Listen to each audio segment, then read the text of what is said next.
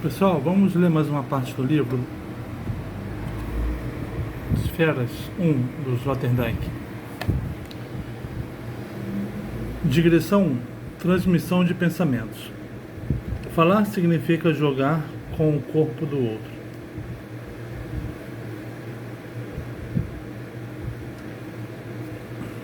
A fala, ela é um lançar da sua boca para o ouvido do outro. Então, portanto, é um jogo corporal. A ideia de que meus pensamentos são invisíveis para outros, que a minha cabeça é um tesouro cheio de representações e de sonhos que jazem trancados dentro de mim, que minhas reflexões produzem um livro que ninguém de fora pode ler comigo, que minhas ideias e meus conhecimentos me pertencem exclusivamente, são transparentes para mim e impenetráveis para os outros. Isso a tal ponto que talvez nem mesmo sob tortura eu poderia ser levado a partilhar com outros, contra minha vontade, aquilo que sei.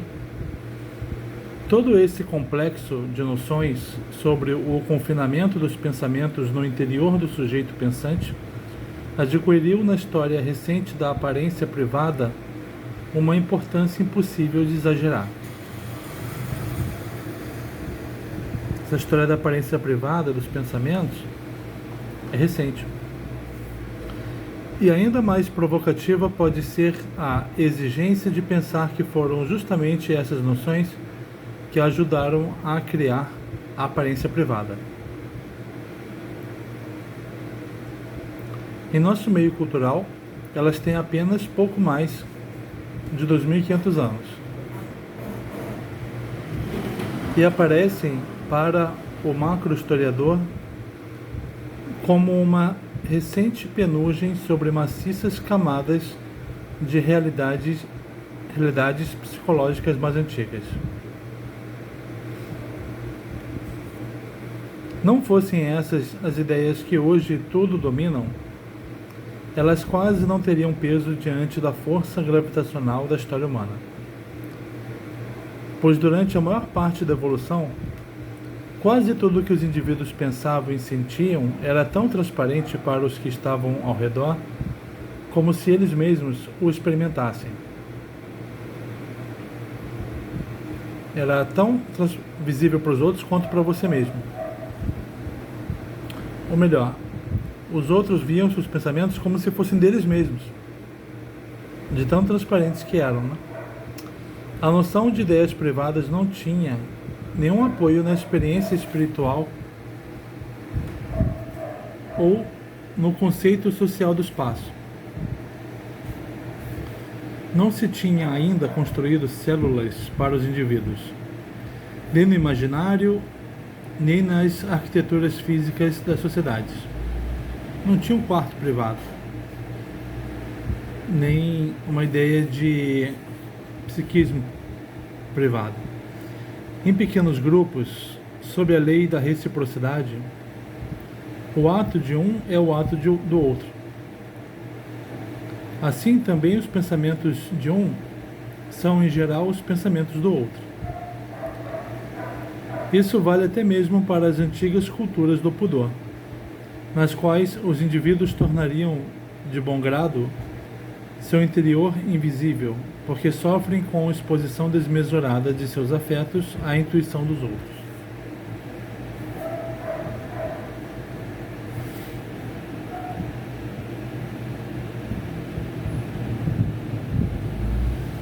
Pensamentos ocultos aparecem na perspectiva paleopsicológica como um completo absurdo.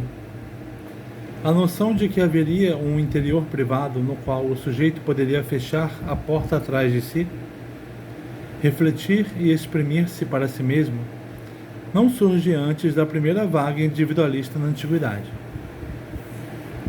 Seus propagandistas foram os homens a quem se deu o nome de sábios ou de filósofos, precursores do intelectual moderno e do símbolo pós-moderno. Foram eles que, em primeiro lugar, deram penetração revolucionária à ideia de que o verdadeiro pensamento só é possível na forma de pensamento próprio e de pensamento diferente do da multidão estúpida. De seus impulsos deriva-se o tão influente modelo da clausura na cabeça. Os pensamentos são livres, ninguém pode adivinhá-los. Os pensamentos são livres, quem pode adivinhá-los? Primeiros versos de uma canção de protesto alemã popular na Revolução de 1848.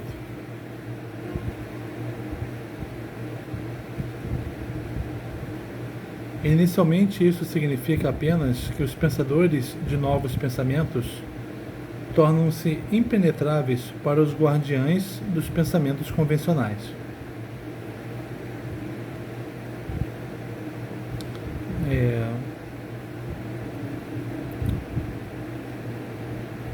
Sábios, filósofos ou o intelectual moderno e o homem que vive sozinho atualmente, eles têm acreditam ter pensamentos que são opacos para os outros e diferentes dos da multidão.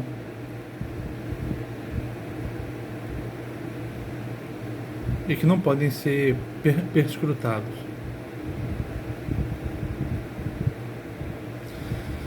No mundo dos novos pensamentos, deixa efetivamente de valer o axioma de que os pensamentos de um são também os do outro. O mundo, então, é compreendido como um lugar de novos pensamentos.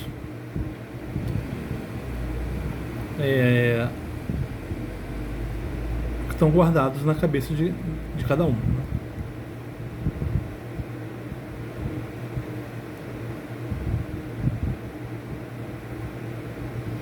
Não é possível que eu adivinhe nos outros algo que eu próprio não penso.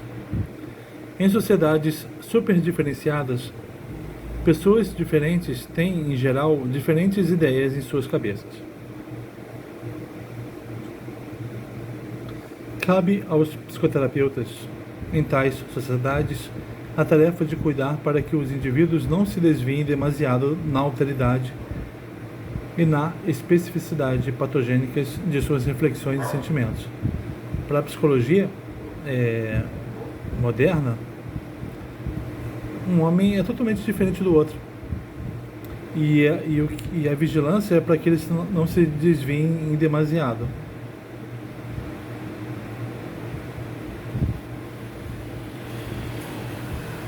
O fato de que na velha sociosfera os pensamentos eram dimensões públicas tem, em primeiro lugar, uma base fisiológica e comunicativa. Os cérebros humanos, assim como as genitálias, são fundamentalmente sistemas que funcionam aos pares.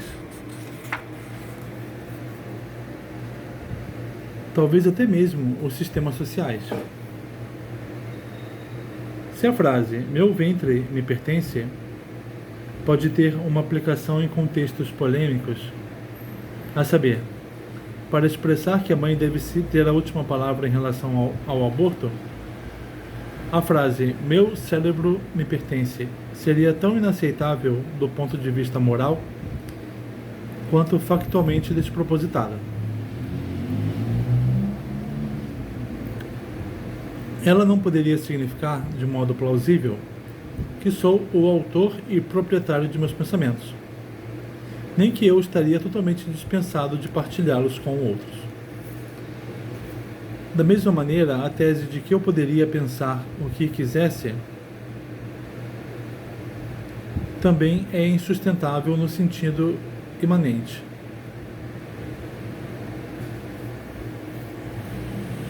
O individualismo cerebral desconheceria o fato de que um cérebro só desperta para uma certa capacidade funcional em interação com um segundo, e mais ainda com um conjunto maior de cérebros. De uma capacidade funcional completa ninguém ousa falar. Cérebros são meios para aquilo que outros cérebros fazem e fizeram. A inteligência recebe apenas de outra inteligência os estímulos decisivos para a sua atividade específica. Assim como a linguagem e a emoção, a inteligência não é um sujeito, mas um meio ou círculo de ressonância.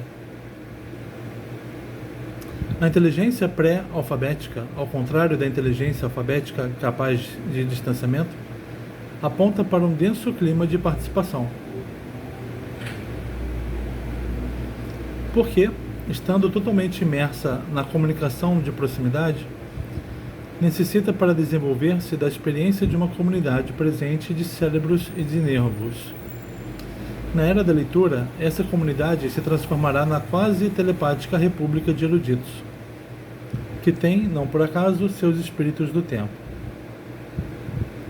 É graças à escrita que os espíritos do tempo anterior podem, ademais, retornar às atenções atuais. Uma comunidade cerebral. A escrita, além disso, é o que torna possível que indivíduos se retirem da sociedade para se completarem a si mesmos com as vozes dos autores. Quem pode ler também pode ser só. Apenas a alfabetização permite a anacorese. O livro e o deserto estão ligados. Mas, mesmo na clausura mais solitária, não existem pensamentos próprios em última instância. É precisamente pela retirada no espaço social vazio que a noção de Deus como o primeiro leitor de pensamentos se tornou tão poderosa. Ao retirar-me para o deserto, forço Deus a dirigir a atenção para mim. É exatamente para o Deus dos eremitas que se transferiram os restos da função participativa íntima nos grupos primitivos. É ele que garante que o asceta no deserto não está jamais sem seu grande parceiro, que o envolve, observa, espreita e atravessa com o olhar. Só a escrita rompeu os círculos mágicos da oralidade e emancipou os leitores do totalitarismo da fala em seu imediatismo espaço-temporal.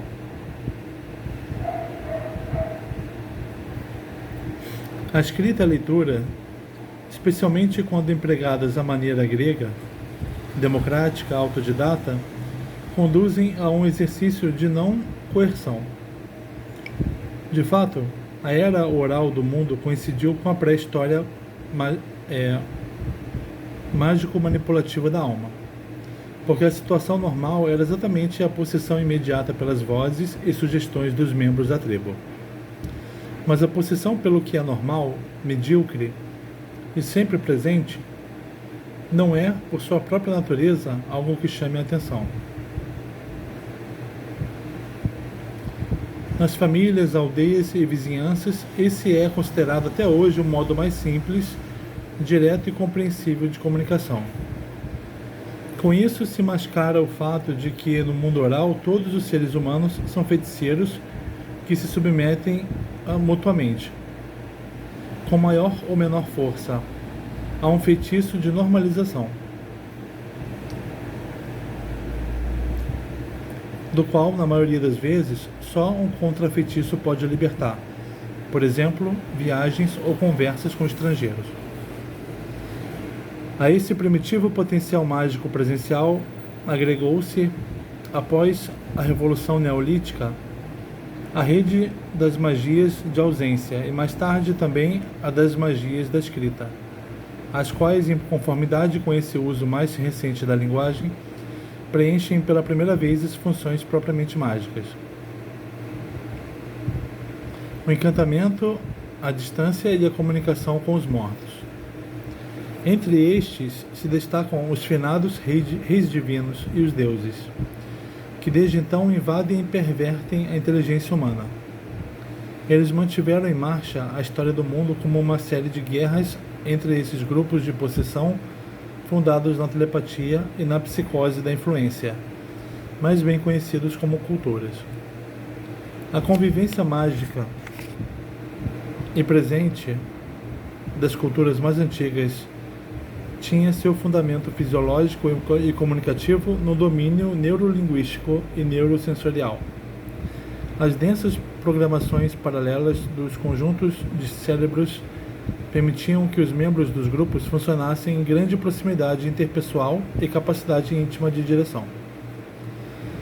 Que os homens sejam capazes de entreter participações mútuas tão intrincadas e mobilizadoras faz parte da mais antiga bagagem de sua história tribal. Na modernidade midiática, isto é, na era da escrita, essa bagagem passa certamente para um segundo plano, mas jamais é eliminada por completo.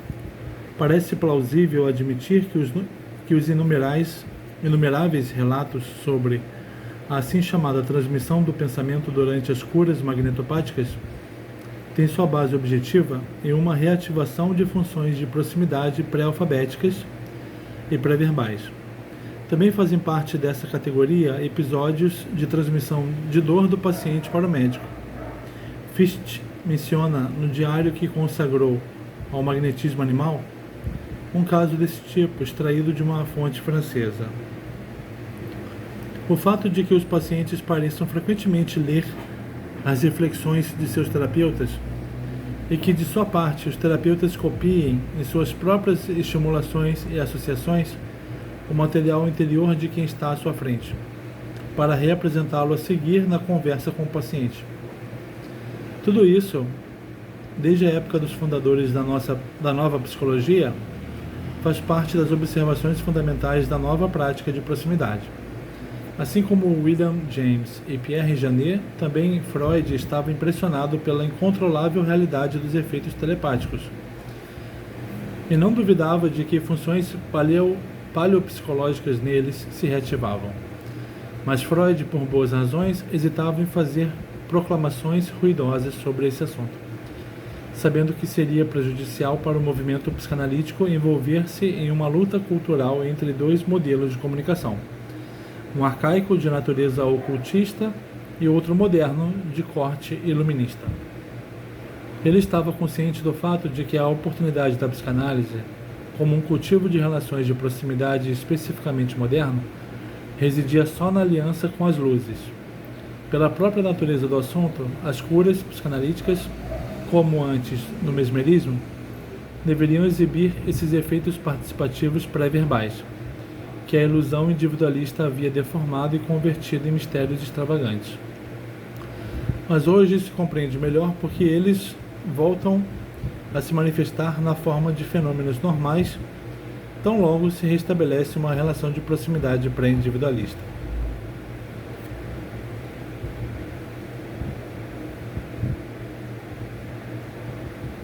Também desse ponto de vista, é inconfundível a continuidade entre mesmerismo e psicanálise. Mas enquanto a transmissão de pensamento mantiver a reputação de ser um fenômeno extranormal, ao passo que a transferência afetiva e cênica seria a normalidade psicológica, ela deve ser percebida como um objeto de fascinação, e como tal, integrar-se na dinâmica da busca do encantamento e do patos do desencantamento. Enquanto essas forças forem dominantes, não há nenhuma perspectiva de que se consolide a crítica da razão participativa, que descreve o jogo da interinteligência em suas condições específicas.